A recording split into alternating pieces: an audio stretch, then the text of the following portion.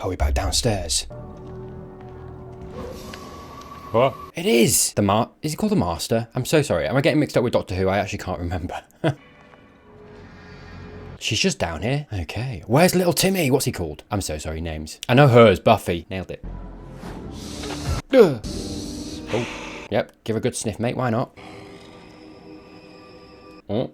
Oh, he's got the power of fear. To be fair, though, it might just be pizzazz. Do you know what I mean? Full leather. Oh, is this a dream? Oh, this is called nightmares. This is a nightmare. Interesting. So he's infiltrating the mind. Okay. I spoke with your father. Oh, Papa. Daddy. Sorry. My parents don't even bicker. Sometimes they glare. Oh, that's not healthy, man. Keeping it in, you know. Do you know why your folks split up? I'm sure I was a really big help, though. All the slang and everything. I was in so much trouble. I was a big mess. Oh, no. I'm reading a little bit of trauma in that, you know. She probably feels maybe... Because, come on, she's not. And sorry, but if that was the reason that they broke up, then that's everything to do with the parents, nothing to do with her. But, yeah, she clearly feels a little bit of insecurity and a little bit of responsibility for their breakup. But that's, you know, that's got to take a bit of a toll. Again, more on her shoulders than is already there. Cordelia! Hello, doofus. You're in my light. Wendell, what is wrong with you? Don't you know that she is the center of the universe? Amazing. I love Xander when he's at Courtney. Why do I keep calling her Courtney, man? I just called her Cordelia. I'm so sorry. I don't know where that's come from. It's literally my brain trying to erase her. It's getting there. I'll get there. I'll forget Courtney eventually. Oh, give Wendell some lines. Come Wendell was in on. Cordelia's light. Come on, Wendell. So ashamed. Wendell! Oh, he turned up. He turned up. Pay that boy. That one of our most fundamental needs after food and shelter is to be heard. Fair. Very important. Where Isaacson described... The kid. This is the kid, right? What's he called? Colin! Colin the caterpillar. No, that's the joke I made. Oh, God. No. Okay.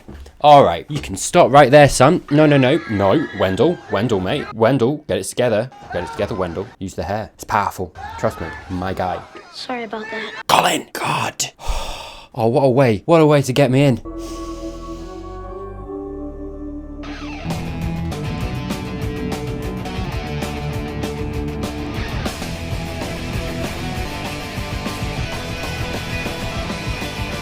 Man, it's a banger, innit? It doesn't get old. It doesn't get old.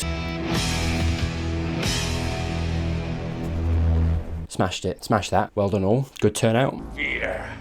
It's a wonderful thing. Okay, so that's his shtick. Fear through the nightmares. These two planks of wood. Hey, don't attack yourselves like that. You're more than just wood. Don't call yourself planks.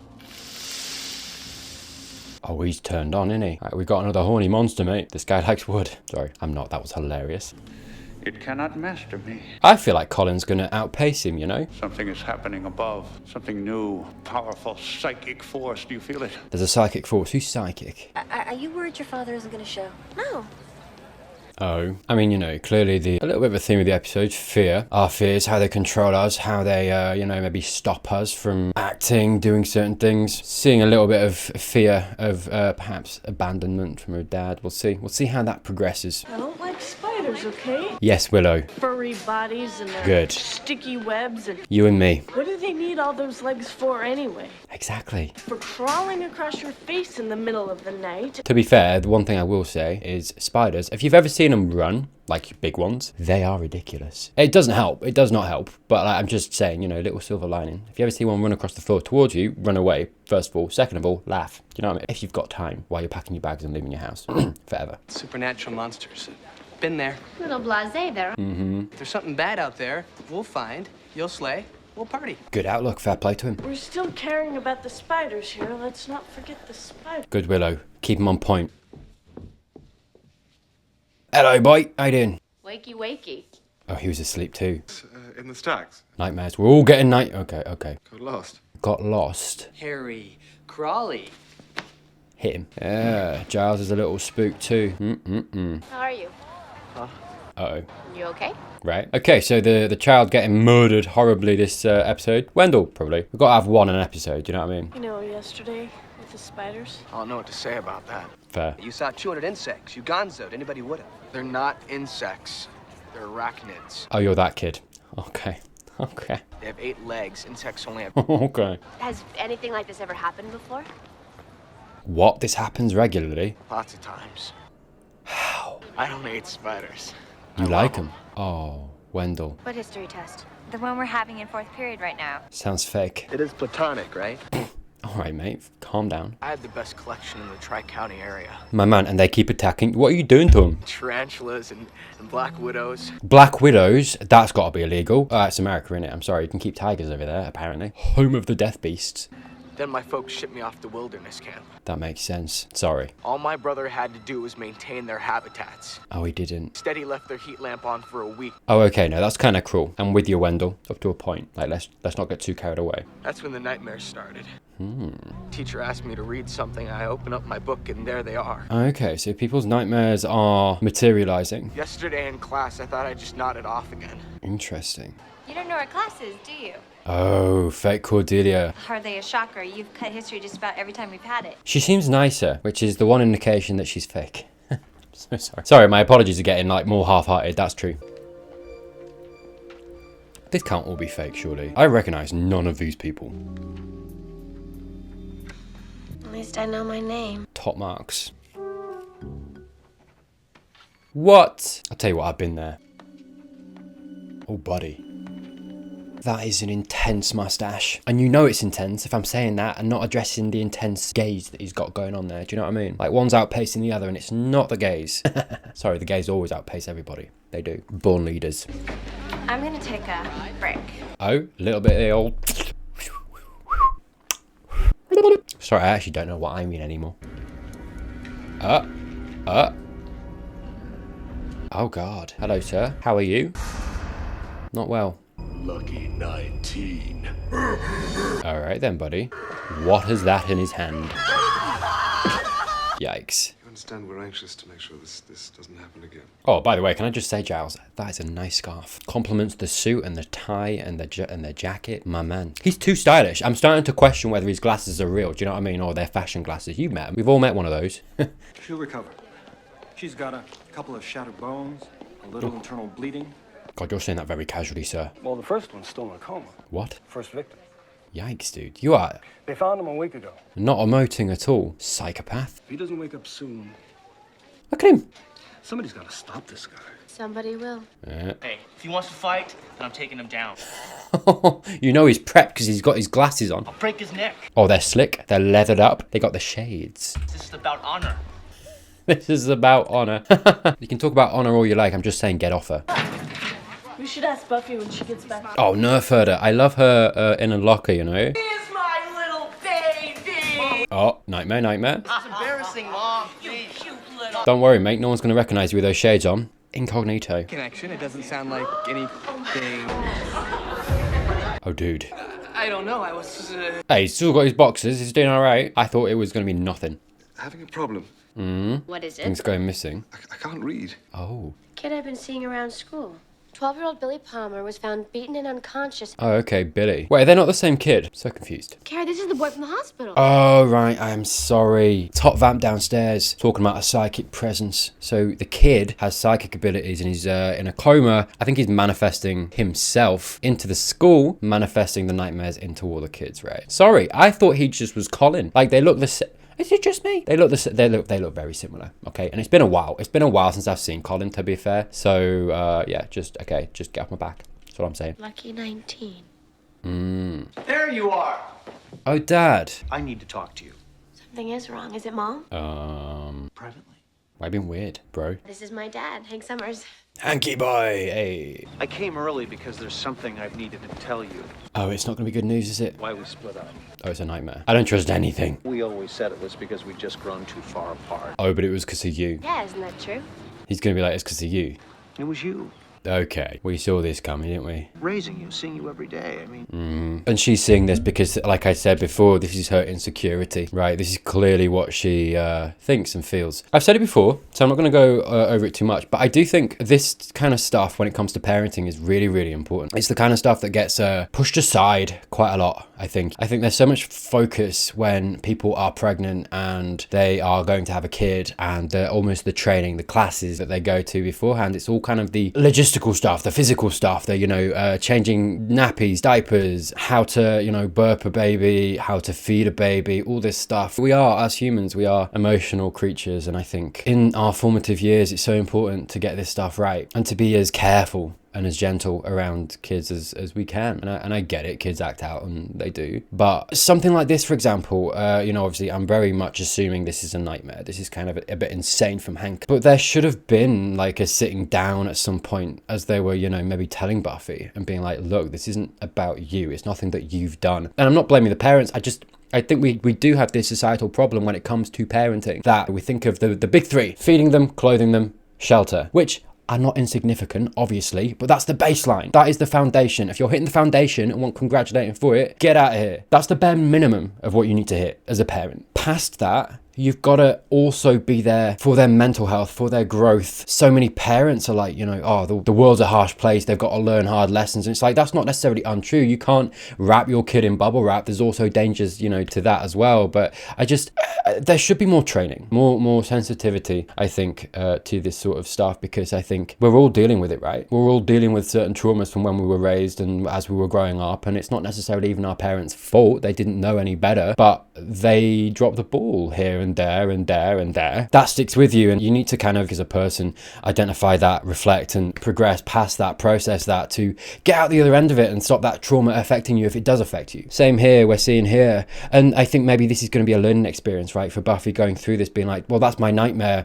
Maybe that is going to inspire her to go to her mum and be like, look, can I just talk to you about this? But then at the same time, like, it shouldn't be Buffy having to go to her mum to talk about it. But then maybe the mum is like, well, I'm going to wait for Buffy to come to me if she wants to talk to me, right? I don't want to force anything, which I think is a perfectly natural, normal way to handle that almost as well. Maybe I'd go so far as the mum could have maybe like broached it and be like, look, if you want to talk about anything like this, just come to me. Sometimes as a parent, I suppose, all you can really do is present an openness for your kid to kind of come to you if they want to, because you can't force things either.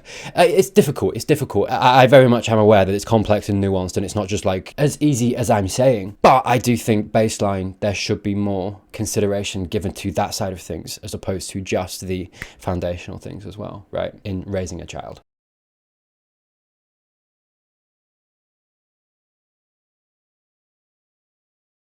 Big surprise there. All you ever think about is yourself. Oh, Buffy. You embarrass us with all the crazy stunts you pull, and do I have to go on?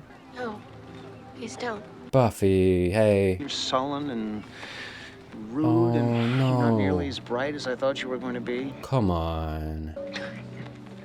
Oh, bless her. Let's be honest. Could you stand to live in the same house with a daughter like that? Oh, that's so mean to hear, though. Why are you saying all these things? Bless her. She's doing great. Fantastically acted there, mate. Well done. And I can imagine this resonated with a lot of kids, right? It's not an uncommon thing to happen. I don't really get anything out of these weekends with you. What do you say we just don't do them anymore? Oh. Let's just have a moment to give Sarah Michelle Gellar a little bit of an accolade here, because whatever you want to say about the show, and I think, you know, and I've seen a lot of people talking about season 1 and skipping season 1 or finding it cringe or not maybe liking, you know, season 1 or certain episodes in season 1 or having to skip it on rewatches and all this stuff. And at the end of the day, you know, the whole series came from this. From what I've gathered, it was well received, even in its first series, whatever it became later and however better it got or however good it got later. This is where it came from. And I think being the titular character and playing that is a lot as well on the actor's shoulders. And I think, honestly, her being the through line and the focus and the center of the show and the episodes and the, you know, the story being told, I think she's really strong. I think Sarah's a really strong actor, and I think she's doing a really good job. I think she's embodying the role really well, whether it is just the, you know, the acting chops, whether it's the physical stuff, whether it's the kind of, you know, the teenage girl kind of quipping or, you know, the humor. She's kind of got it all, and she's like pulling it all off really, really well. And I think, honestly, like, you could probably assign, considering, again, what I know about the context of the show and how the first season's perceived, it's like, well, why did it get renewed? I mean, yeah, the stories are good too. You've seen me talking about social issues and, you know, pulling things apart from the various episodes, but also you do need, alongside that, you need a strong performance from your main character. All the compliments to everybody else as well, but they are respectfully not the main character. And I think Sarah being so strong is probably carrying the first season a lot as well. I'd be remiss if I wasn't talking about the first season and how I guess the show maybe got renewed and not mentioning Sarah. I think, you know, a lot of it is down to her, and I think that performance right there really proves that and shows that. And actually for the first time shows me, as we get into maybe the deeper stuff and deeper cuts of things and deeper stories, better stories, as you know, you're all kind of telling me I'm going to get to, it makes me excited seeing this because she's got range. I tell you what, Hanky Boy has got chunks, man. Like, what the shit? That boy got cake. Daddy indeed. Not wearing much of anything. Except my underwear. Mate, I'd be grateful for that, to be honest. I was naked. You weren't naked? I couldn't. Of course. Go on, Giles. Go on, boy. Tell us. Drip it on us. Nightmares. Our nightmares are coming true. Why is this happening? Billy. Bye-bye. Well, that explanation was shorter than usual. It's Billy. Who's Billy? Hey, do you know what? If Xander doesn't say anything cringe this episode, he's doing all right. Of course. Oh my God. Sorry, mate. Just better spit on it. You'll be fine. Slick it back. I'm Billy. You seem sad. I play second base. Are you lucky 19? That's what he calls me. Oh. Who? Uh-oh. Who? Yeah. The ugly man. Why does he want to kill you, Billy? Okay. He's here! Get those kicks out, Buffy. Go on. Go on. Go on. Smashed it. Well done. And again. Oh, roundhouse kick in.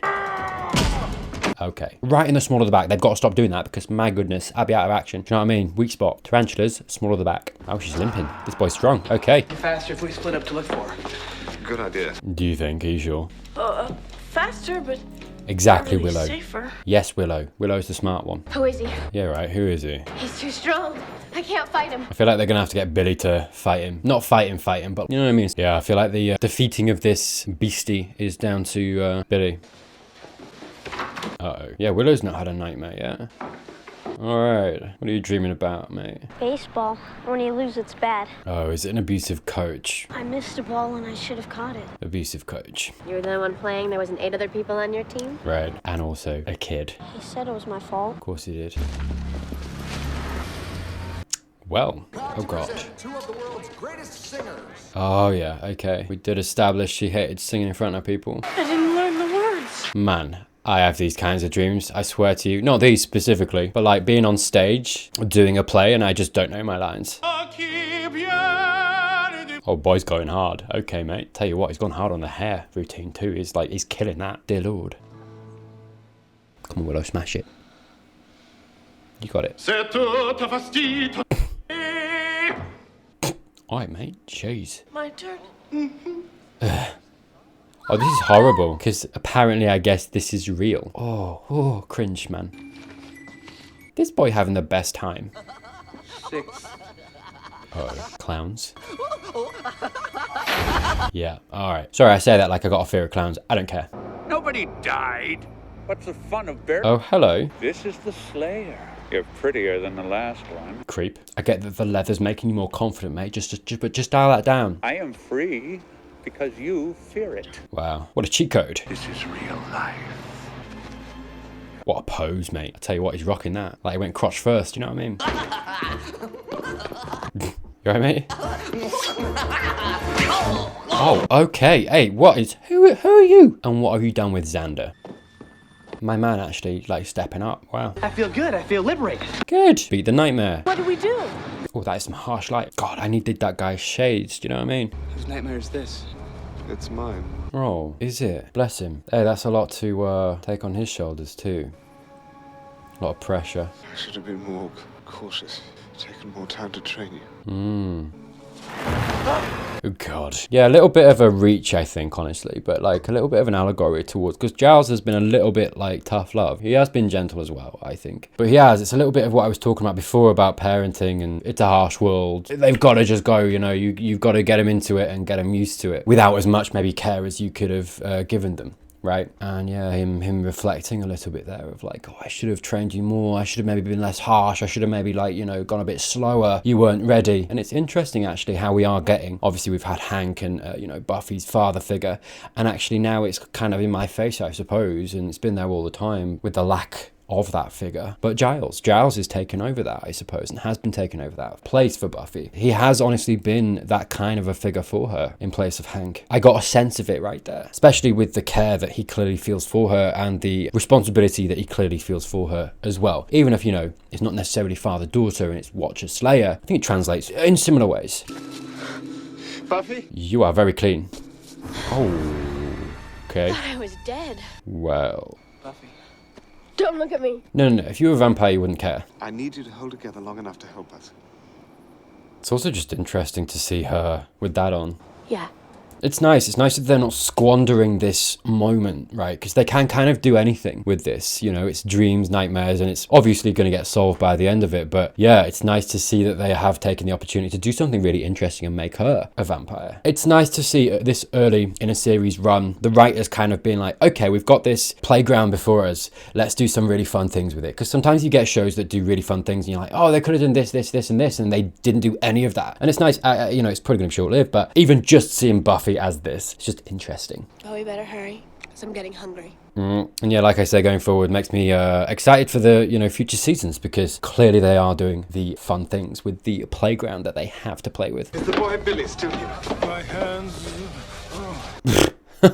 Okay. What now?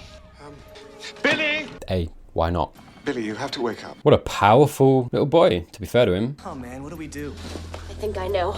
Is she more powerful now? Because she's got the Slayer and the, oh god, the vampire strength. Does that combine or what? There are a lot scarier things than you, and I'm one of them. Nice.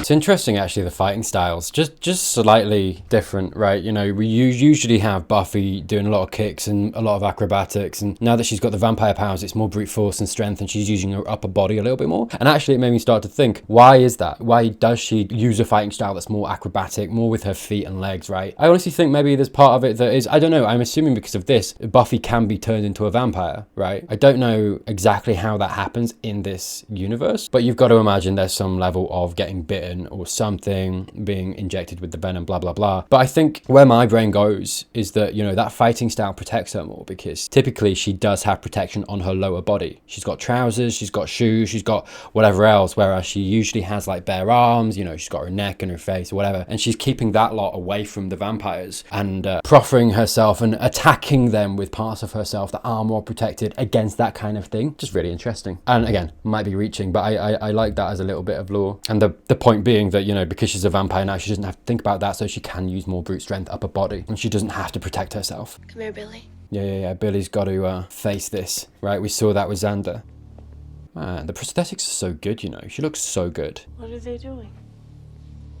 I get it. Yeah, wow. Xander actually being the one to be the first one to get it. Good on him. Strong episode for Xander. There it is. Oof, what a haunting episode, actually. I think the standout being the scene with, you know, Buffy and her dad. Buffy also becoming a vampire. Xander actually, you know, facing his fear first. You know, incrementally. Oh, hello. Billy's got company. This is the guy. Kitty League coach. Hoping against hope that he's gonna wake up soon. Yeah, what did you do? How is he? Yeah. What are we doing? What's the move? What? All right, mate, chill. There's 8 other players on the team. Yeah, some adults just shouldn't be in positions of power over anybody. Never mind kids. Nice going. Yeah, but also, can we just lock up this guy? Like, but yeah, good, Billy. But yeah, no, we have, you know, as small as it might be, as incremental as it might be, we are seeing little character moments, right? Not so much actually from Willow this episode, but from Xander and Buffy, which is nice. I'm just glad he's behind bars. Good. But that was kind of heroic, Xander, grabbing him and all. Yeah, hey, it's been a strong episode for Xander. Have a killer weekend, guys. Why would you say killer? Don't do that. No, Buffy. No. When Buffy was a vampire, you weren't still, like, attracted to her, were you? Of course he was. She was grotesque. Xander, don't do it. You've been so strong. You've been so strong this episode. Don't say it. I'm sick. I need help. Oh, Xander. He was so close. He was so close. Ah! All right, a return. That's the Xander I recognize. That's a return to form. All right, well, that was Nightmares. Interesting episode. Like I say, incremental character moments. Really strong moment from Sarah and her acting with Hank. That was really nice. And like I say, it gives me, again, I don't want to say it like I didn't have this already, but a lot of hope for the future, right? I'm really excited for seasons after this, when people are saying that it gets really, really good. And I mean, look, you know, I'm enjoying the first season anyway. I'm finding stuff in there that interests me and are enjoyable, and, you know, allegories and all this stuff. Yeah, I am very aware. Like I say, I think if this kind of thing continued into the later seasons, it will get stale, boring. They're very isolated episodes, maybe with the, obviously the Master and that through line being the only thing that carries forward. But yeah, I would be looking for a little bit more of kind of continued stories now, which I think we're going to get next season. So yeah, that's exciting. Anyway, thank you for watching. That was Nightmares, Buffy the Vampire Slayer, episode 10, season 1. Thank you very much for watching. If this was your first video, subscribe, tick that bell button as well. Thank you, as always, to my beautiful patrons. Thank you so much, so much for your support. Thank you to the rest of you as well. Hey, why not click on this video right here? Keep the hype train going, and I will see you very, very soon.